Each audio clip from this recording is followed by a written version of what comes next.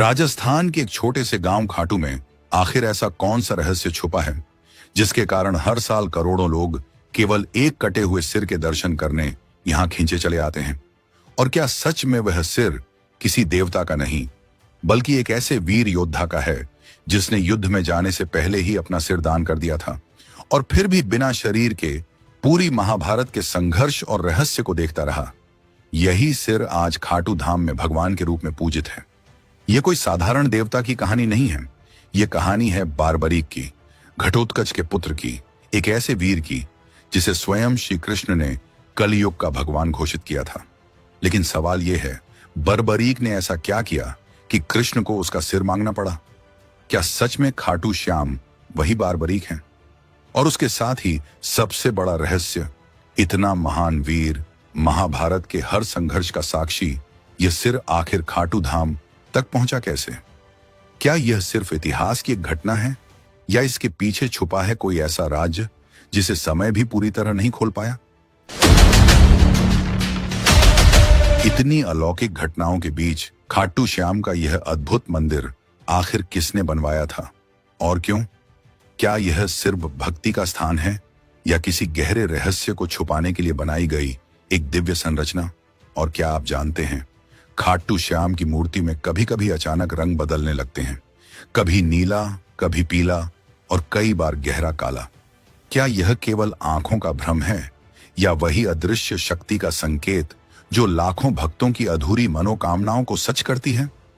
साथ ही में मंदिर के बिल्कुल पास है श्याम कुंड, एक ऐसा स्थान जिसके बारे में कहा जाता है कि यहां नहाते ही इंसान के छुपे हुए पाप अपने आप सामने आ जाते हैं।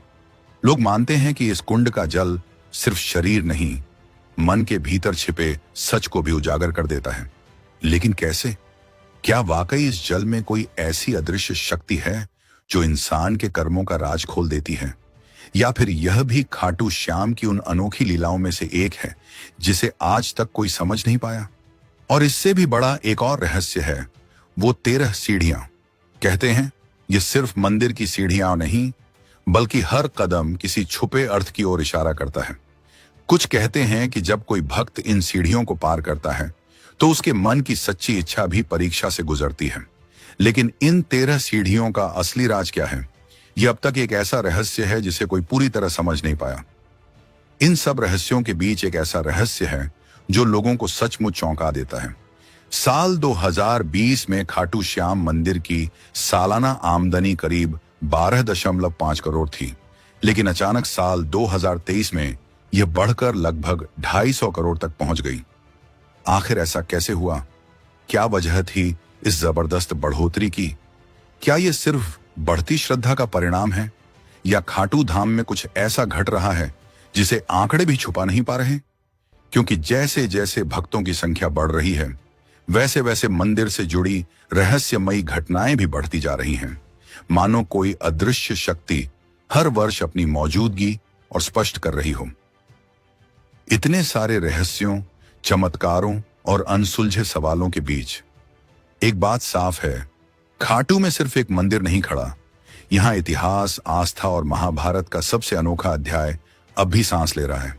वो कटे हुए सिर की रहस्यों से भरी यात्रा हो या बर्बरीक की अद्भुत प्रतिज्ञा या फिर कृष्ण का लिया हुआ वह निर्णय जिसने कलयुग को उसका भगवान दिया, हर तथ्य अपने भीतर एक नई कहानी छुपाए बैठा है। और शायद इन रहस्यों को समझने का असली समय अब शुरू होता है, क्योंकि आगे जो आप सुनने वाले हैं वह सिर्फ कथा नहीं, बर्बरीक से खाटू श्याम बनने की वह यात्रा है जिसने पूरे युग का भाग्य बदल दिया। युगों पहले जब धर्म और अधर्म के बीच बड़ा संघर्ष होने वाला था, तभी पांडुपुत्र भीम के पुत्र घटोत्कच के घर एक अद्भुत बालक का जन्म हुआ। उसकी माता का नाम मोरवी था, जिन्हें अहिलावती के नाम से भी जाना जाता था। जन्म लेते ही आकाश में एक दिव्य प्रकाश फैल गया था। देवताओं के नगाड़े गूंज उठे थे। यह बालक था बर्बरीक, एक ऐसा वीर जिसकी शक्ति और पराक्रम की चर्चा आज भी की जाती है। बर्बरीक के आते ही प्रकृति में असंख्य चमत्कार प्रकट हुए। पेड़ पौधे फलों और फूलों से भर गए, नदियां मधुर धुन बजाने लगीं और पशु पक्षी आनंद से नृत्य करने लगे। यह सब संकेत था कि कोई दिव्य आत्मा पृथ्वी पर अवतरित हुई है। बचपन से ही बर्बरीक में असाधारण शक्तियां थीं। केवल 5 वर्ष की उम्र में उसने एक हाथी को अपनी मुट्ठी भर ताकत से रोक दिया था। 10 वर्ष का होते होते उसने एक ही दिन में 100 राक्षसों का अंत कर दिया था। मां मोरवी ने अपने पुत्र को सिखाया था, हे पुत्र, जीवन में हमेशा याद रखना कि सच्चा धर्म है हारने वाले की सहायता करना। जो कमजोर है, जो अकेला है, जो मुसीबत में है, उसका साथ देना ही सबसे बड़ा धर्म है। बर्बरीक ने इन शब्दों को अपने दिल में बसा लिया था। वह जानता था कि उसकी शक्ति का उपयोग हमेशा निर्बलों की रक्षा के लिए होना चाहिए। उम्र के 16वें वर्ष में बर्बरीक ने कठोर तपस्या की। हिमालय की ऊंची चोटियों पर, जहां सिर्फ बर्फ ही दिखाई देती थी, उसने भगवान शिव की आराधना की। महीनों तक केवल हवा पर जीते हुए वह तप में लीन रहा। अंततः भगवान शिव प्रसन्न हुए और उन्होंने उसे 3 दिव्य बाण प्रदान किए। ये बाण साधारण नहीं थे, चमत्कारी थे। पहला बाण शत्रुओं के सभी कमजोर बिंदुओं को ढूंढकर उन पर लाल निशान लगा देता था। दूसरा बाण मित्रों और जिनकी रक्षा करनी हो उन्हें पहचान कर नीला चिन्ह बना देता था। तीसरा बाण सबसे प्रबल, ये लाल निशान वाले सभी शत्रुओं का अंत कर देता था और नीले निशान वाले सभी की रक्षा कर लेता था। माता मोरवी, जो स्वयं नागकन्या थीं, उन्होंने अपने पुत्र को एक दिव्य धनुष भेंट किया। यह धनुष इतना शक्तिशाली था कि उसकी टंकार से ही शत्रु भयभीत हो उठते थे। इस धनुष का नाम था महाकाल दंड। इसकी विशेषता थी कि यह कभी लक्ष्य को चूकता नहीं था। बर्बरीक जिस भी शत्रु के बारे में मन में विचार करता, बाण सीधे उसी तक पहुंच जाता, चाहे वह कहीं भी छिपा हो, चाहे कैसी भी माया क्यों न रच दे। जब महाभारत युद्ध की घोषणा हुई, बर्बरीक के मन में भी युद्ध में उतरने की इच्छा हुई। उसने सोचा, यह तो धर्म और अधर्म का महान संग्राम है, इसमें मेरा शामिल होना आवश्यक है। पर सवाल यह था कि वह किस पक्ष में लड़े। मां के दिए संस्कारों के अनुसार उसे हारने वालों की तरफ से खड़ा होना था। अपने नीले घोड़े पर सवार होकर वह कुरुक्षेत्र की ओर चला। रास्ते में वह सबसे पूछता, कुरुक्षेत्र में कौन कमजोर पड़ रहा है? सबका एक ही उत्तर था, पांडव निर्बल हैं, कौरव शक्तिशाली। यह सुनकर बर्बरीक ने निश्चय कर लिया कि वह पांडवों का साथ देगा। कुरुक्षेत्र पहुंचकर वह एक वट वृक्ष के नीचे आराम करने बैठा। वहीं उसे एक तेजस्वी और सुंदर ब्राह्मण मिला। उसकी आंखों में अद्भुत चमक थी और मुस्कान में दिव्यता। वह ब्राह्मण और कोई नहीं बल्कि स्वयं भगवान कृष्ण थे, जो उसकी परीक्षा लेने आए थे। ब्राह्मण ने मधुर स्वर में पूछा, वत्स, कहां जा रहे हो और ये 3 बाण किस लिए? क्या सच में तुम केवल 3 बाणों से पूरा युद्ध जीत सकते हो? बर्बरीक ने विनम्रता से उत्तर दिया, हे ब्राह्मण देव, ये साधारण बाण नहीं है। एक बाण शत्रुओं को चिन्हित करता है, दूसरा मित्रों को, और तीसरा सभी शत्रुओं का अंत कर देता है। यदि चाहूं तो एक ही बाण से पूरी पृथ्वी को छेद सकता हूं। ब्राह्मण मुस्कुराए, वत्स, ये कैसे संभव है? मुझे अपनी शक्ति दिखाओ।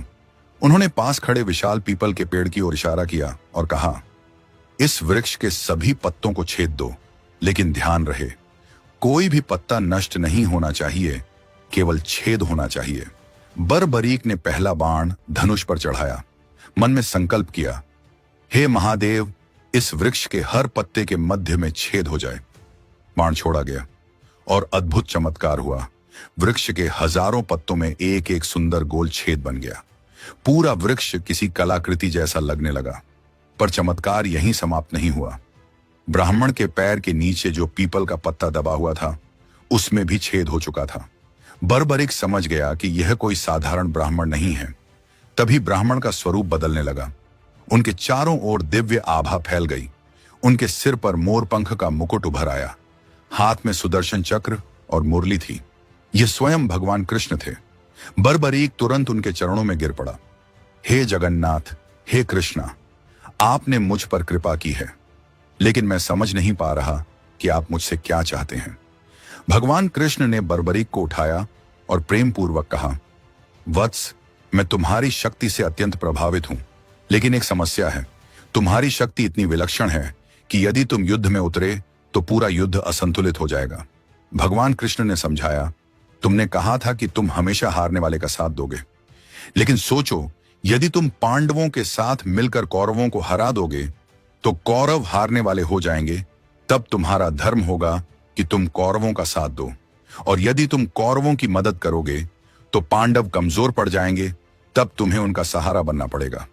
इस तरह अकेले तुम ही पूरा युद्ध लड़ लोगे और सभी महारथी केवल दर्शक बन जाएंगे। बर्बरीक के मन में तीव्र हलचल मच गई। उसे समझ आया कि भगवान सत्य कह रहे हैं। उसकी शक्ति वास्तव में इतनी प्रबल थी कि वह अकेले ही युद्ध का परिणाम बदल सकता था। फिर भगवान कृष्ण ने कहा, वत्स, मैं तुमसे गुरु दक्षिणा चाहता हूं। बर्बरीक ने श्री कृष्ण से कहा, प्रभु, आपकी आज्ञा मेरे लिए सर्वोपरि है, कहिए आपको क्या चाहिए।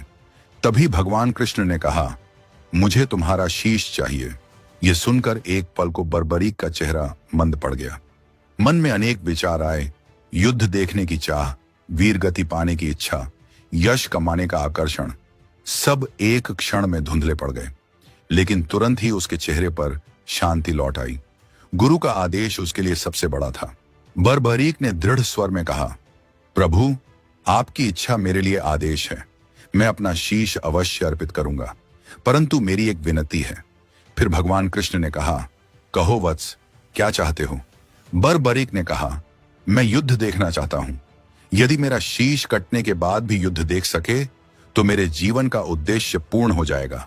भगवान कृष्ण प्रसन्न हुए और बोले, तथास्तु, तुम्हारा शीश न केवल युद्ध देखेगा बल्कि युद्ध की संपूर्ण गाथा भी समझेगा। और सुनो, कलयुग में तुम मेरे नाम से पूजे जाओगे। लोग तुम्हें श्याम नाम से स्मरण करेंगे।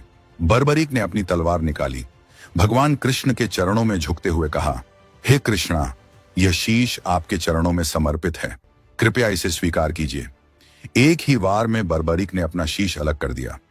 आकाश से पुष्प वृष्टि होने लगी। देवताओं के मृदंग गूंज उठे और एक दिव्य प्रकाश चारों दिशाओं में फैल गया।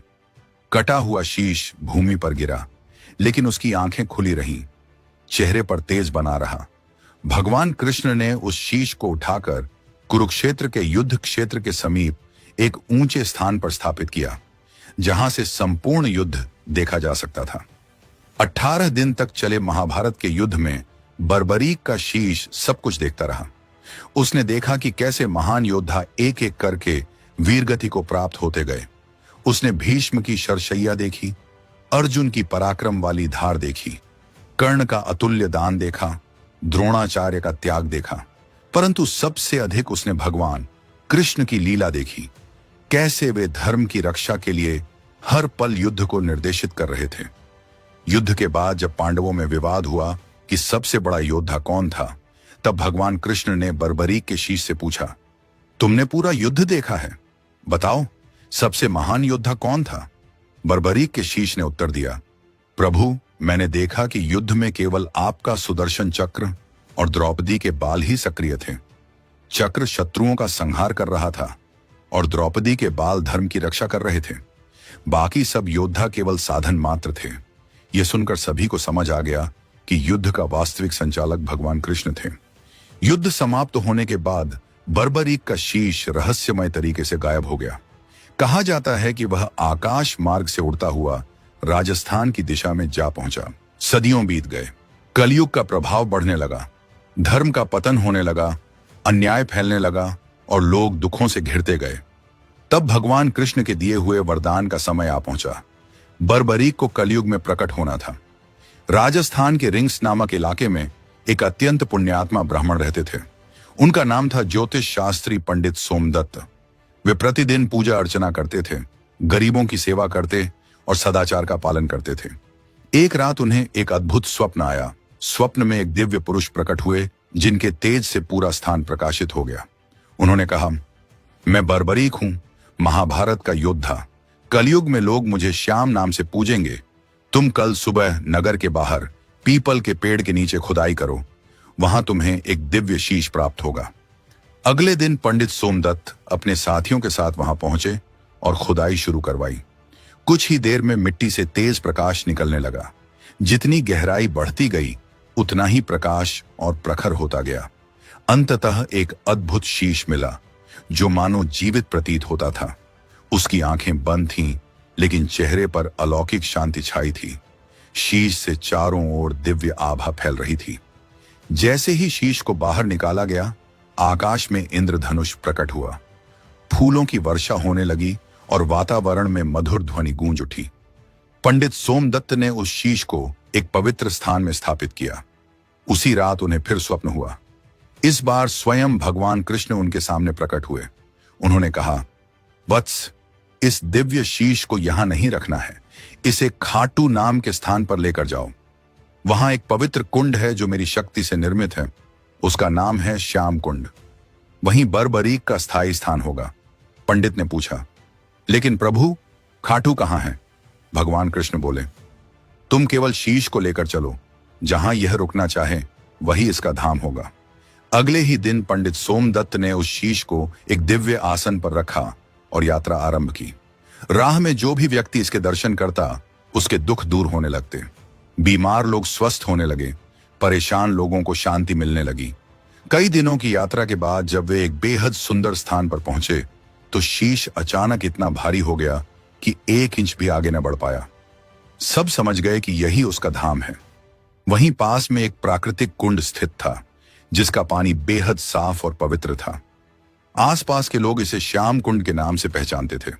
उस समय खाटू गांव पर राज करने वाले शासक का नाम था राजा रूप सिंह चौहान। जब उन्हें इस अद्भुत शीश के बारे में जानकारी मिली, तो वे तुरंत दर्शन करने पहुंचे।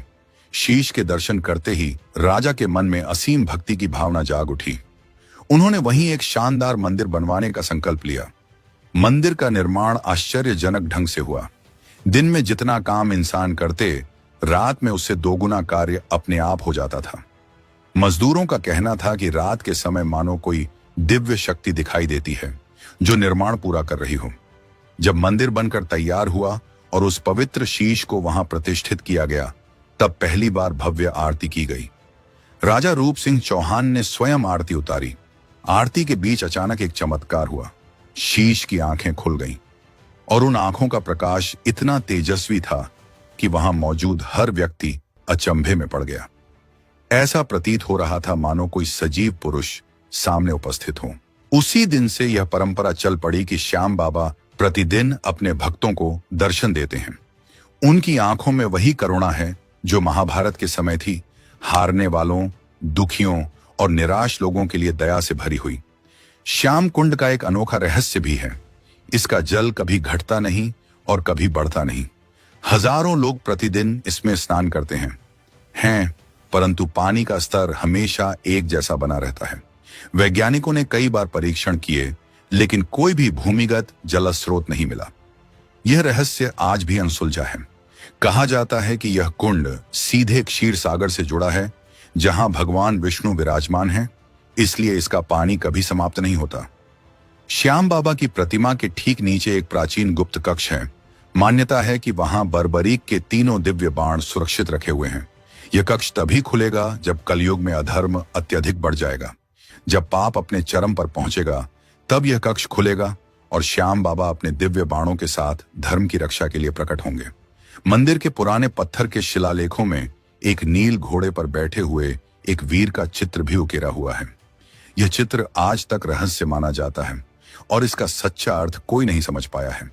अब जब इस दिव्य गाथा के रहस्य एक एक करके प्रकट हो चुके हैं, अब समय आ गया है कि हम खाटू धाम के सबसे अद्भुत और प्राचीन रहस्य की ओर बढ़ें। वह रहस्य जिसे आज भी कोई पूरी तरह समझ नहीं पाया। अब हम बात करेंगे मंदिर की 13 सीढ़ियों के उस रहस्य के बारे में, जिसे श्याम बाबा की शक्ति का जीवंत प्रमाण माना जाता है। कहा जाता है कि खाटू श्याम जी की ये 13 सीढ़ियां सिर्फ पत्थर नहीं, बल्कि बाबा तक पहुंचने वाली एक छोटी सी आध्यात्मिक राह है। भक्त मानते हैं कि जब कोई इन 13 सीढ़ियों को चढ़कर ऊपर पहुंचता है, तो ठीक उसी जगह खड़ा होता है जहां से श्याम बाबा की प्रतिमा से सीधा नेत्र संपर्क होता है। उस पल भक्तों को लगता है कि उनकी हर बात, हर दुख, हर इच्छा बिना कहे ही बाबा तक पहुंच गई। इन सीढ़ियों को लोग आस्था का मार्ग भी कहते हैं।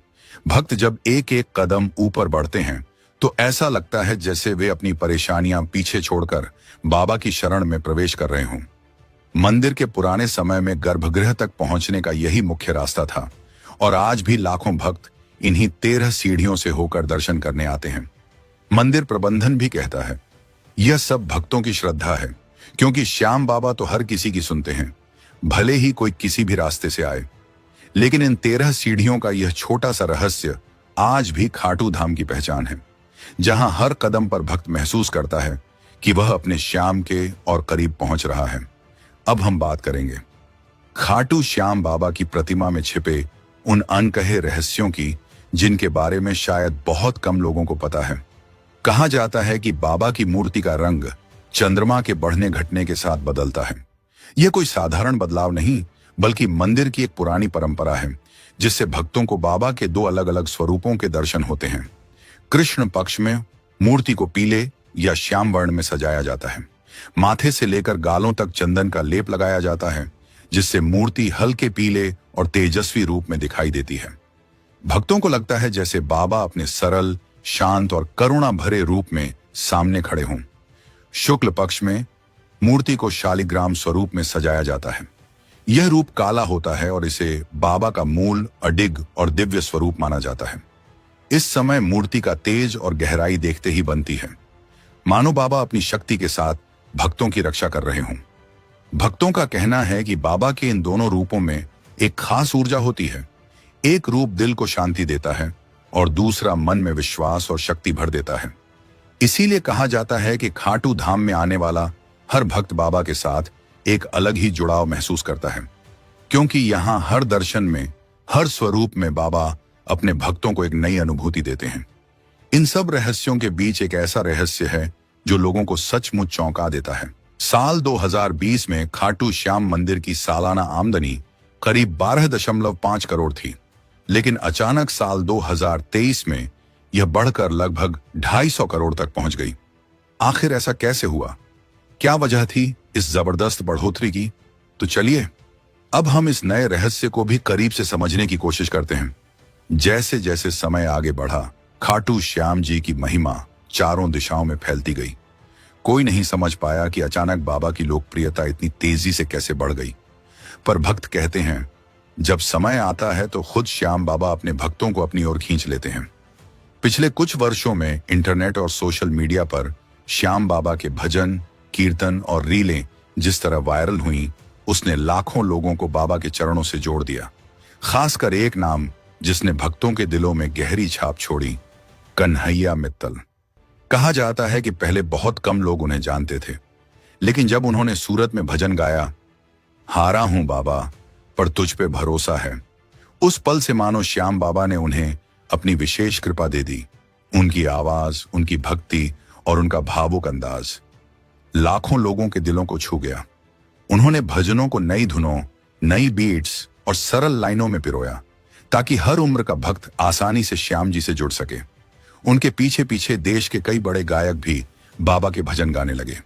हर तरफ सिर्फ एक ही नाम गूंजने लगा, खाटू के श्याम। धीरे धीरे यह भक्ति लहर इतनी बढ़ी कि बाबा के दरबार में आने वाले भक्तों की संख्या हर महीने बढ़ने लगी। खास बात यह है कि अब युवाओं का आकर्षण सबसे अधिक दिखता है। उनके लिए श्याम बाबा सिर्फ एक देवता नहीं, बल्कि एक ऐसे सहारा बन गए हैं जो हारे को भी उठाकर खड़ा कर देते हैं। आज खाटू धाम उत्तर भारत के सबसे तेजी से बढ़ते हुए धार्मिक स्थलों में से एक है। हर सप्ताह लाखों भक्त दर्शन करने आते हैं और सालाना लखी मेले में तो भीड़ का कोई अंत ही नहीं रहता, जैसे पूरा संसार बाबा की शरण में उमड़ आया हो। और इन सब के बीच सबसे सुंदर बात यह है, भक्तों का विश्वास। लोग मानते हैं कि बाबा ने ही समय आने पर अपने नाम को फैलाया, ताकि अधिक से अधिक लोग उनकी कृपा और करुणा का अनुभव कर सकें। श्याम बाबा कहते भी हैं, जो भी मेरे दरबार तक आता है खाली नहीं लौटता। आज खाटू धाम न केवल भारत बल्कि पूरी दुनिया के भक्तों के लिए एक पवित्र स्थान बन चुका है। यहाँ हर कदम, हर दर्शन, हर भजन और हर प्रार्थना हमें बाबा के और करीब ले जाता है। यही वजह है कि खाटू श्याम बाबा का नाम आज भी हर दिल में श्रद्धा और विश्वास के साथ गूंजता है। और इसीलिए कहा जाता है, जहां बाबा श्याम का नाम है, वहां आस्था, शक्ति और आशा हमेशा जीवित रहती है। खाटू श्याम हमारे समय के सबसे दिव्य मार्गदर्शक हमारे जीवन के हर क्षण में साथ हैं। उनके चरणों में श्रद्धा अर्पित करने वाला हर भक्त अनुभव करता है कि बाबा की ममता, उनकी शक्ति और उनका आशीर्वाद हमेशा हमारे साथ है। खाटू श्याम सिर्फ एक मंदिर नहीं, बल्कि विश्वास, भक्ति और आशा का अमूल्य प्रतीक है।